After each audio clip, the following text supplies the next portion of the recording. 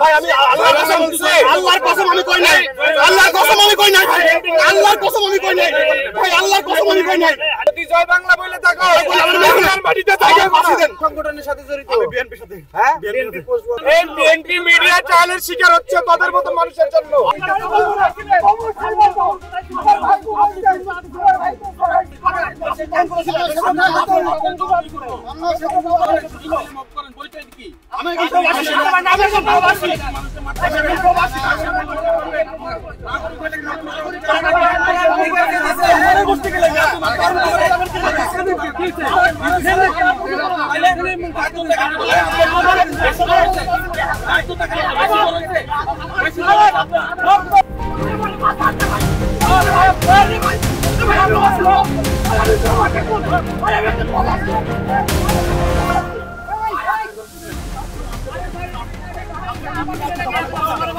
আপনি কি নির্দেশ বলেন, আপনি পরিচয়টা কি? ভাই আমারে বাঁচান, আপনি পরিচয় বলেন।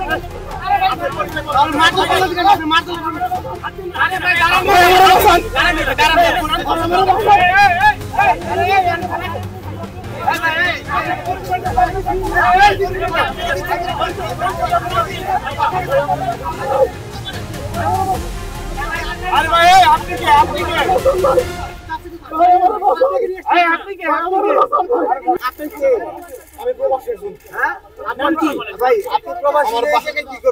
আমি আসছিলাম আমার এক বন্ধুর সাথে দেখা করতে আসছেন আপনি? এই 26 মার্চে ঢুকছি খালি, হ্যাঁ 26 মার্চে ঢুকছিলাম। 26 মার্চে ঢুকছেন, ভালো কথা। তো আপনি কারোর সঙ্গে হাত দিছেন? না ভাই, হাত দিছেন ভাই যদি ভিডিও থাকে ভাই, যদি ভিডিও আমার কারো হাত দিয়ে থাকে আমি শাস্তি পেতে পারি। আমি বলছি কি আমি বলছি আপনি কই ভাই আপনি চ্যালেঞ্জ করেছিলাম আমি কারো ভাই সাংবাদিক করে আঘাত করছেন কেন? না ভাই যদি ভিডিও থাকে আমি শাস্তি পেতে পারি না ভাই। আপনি না না আপনার নাম বলেন, আপনার নাম বলেন। আমার বাসা মেহেরপুর। সংগঠনের সাথে জড়িত? আমি বিএনপির সাথে। হ্যাঁ বিএনপি পোস্ট কোন জায়গায়? আমার কোনো পোস্ট নাই, আমি খালি আমি ঢাকা মহানগর দক্ষিণ ছাত্র দলে আছি। আপনি প্রবাসে থাকেন, বিএনপির সাথে কিভাবে সম্পৃক্ত? মানে আমার বাপ দাদারা করছে, এটা তো আমি যার কারণে পাসপোর্ট আছে? আমার বাসা মেহেরপুর। পাসপোর্ট আছে? না আমার দেখি কার্ড দেখি। সিঙ্গাপুরে আমার কার্ড আছে আমার কাছে। না ভাই ড্রয়িং এর। ভাই আমি বলছি আমি প্রবাসী। আচ্ছা আচ্ছা, আপনার কার্ড বের করুন। এই যে আমার সিঙ্গাপুর দল আমার কাছে আছে। জয় বাংলা তো লিখে থাকেন। ভাই আমি আল্লাহর কসম বলছি, আল্লাহর কসম আমি কই নাই, আল্লাহর কসম আমি কই নাই, আল্লাহর কসম আমি কই নাই ভাই, আল্লাহর কসম আমি কই নাই। হালিম ভাই কোন? কুরআন শরীফ হাত দিতে পারি ভাই। যদি জয় বাংলা বলে থাকো বাংলার মাটিতে থাকে ফাঁসি দেন। ফাঁসি দেন আমারে।